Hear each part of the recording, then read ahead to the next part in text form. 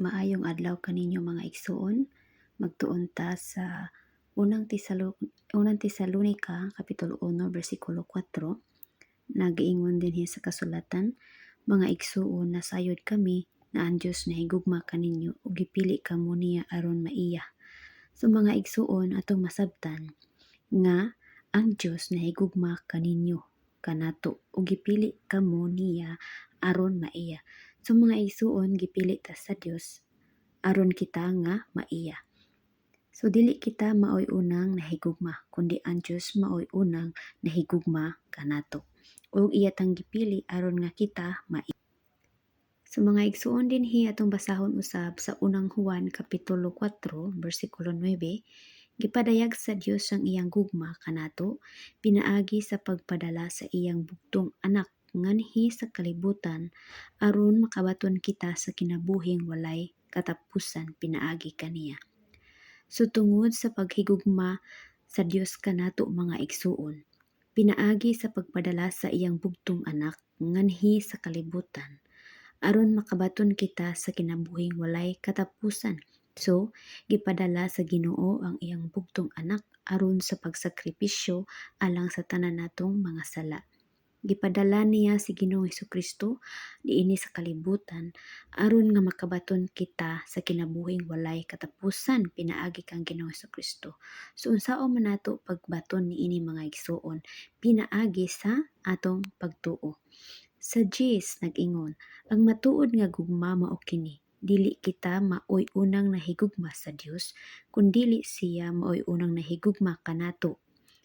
So sama sa akong giingon ganiha mga igsuon pagsugod, nga ang matuod nga gugma mao kini, dili kita maoy unang nahigugma sa Dios, kundili siya maoy unang nahigugma kanato. Gipadala niya ang iyang anak aron pinaagi kaniya mapasaylo ang atong mga sala. Tan-awa mga igsuon, pamalandunga kung unsa kita gihigugma sa Ginoo ug giunsa ta niya kapinangga mga igsuon, no? Atong masabtan ba nga pinaagi siyang bugtong anak iyang gipadala si Ginoong Hesukristo aron mapasaylo ang atong mga sala. So wala nay laing sakripisyo nga himuon sa Dios mga igsuon kundi mao lamang kausa lamang ug mao kini ang iyang bugtong anak nga mao si Ginoong Hesukristo. No, atong masabtan ba pamalandungan nato mga igsuon kung unsa kadako ang paghigugma sa Dios kanato.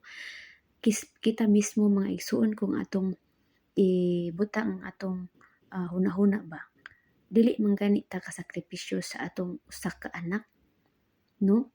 Tungod sa atong paghigugma.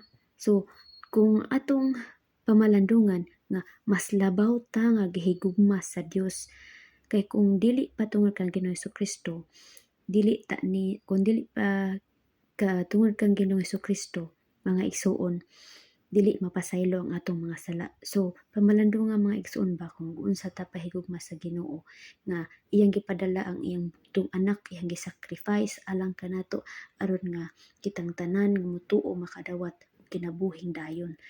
Ug kani mo'y tinuod mga igsuon nga dili kita mo'y unang nahigugma kundi ang Dios mo'y unang nahigugma kanato. So salamat mga igsuon nga sa tanan nga naminaw niining pulonga.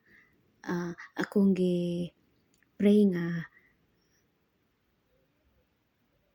tagaan ta sa Ginoo kalinaw sa tong kasing-kasing ug atong masabtan ang pulong sa Dios ug pinaagi nini nga masabtan usab ninyo ang pagbuot sa Ginoo, kabubut-on sa Ginoo nga kitang tanan gipili ta sa Dios aron maadto ta sa iya og siya mo'y unang nahigugma kanato mga igsuon.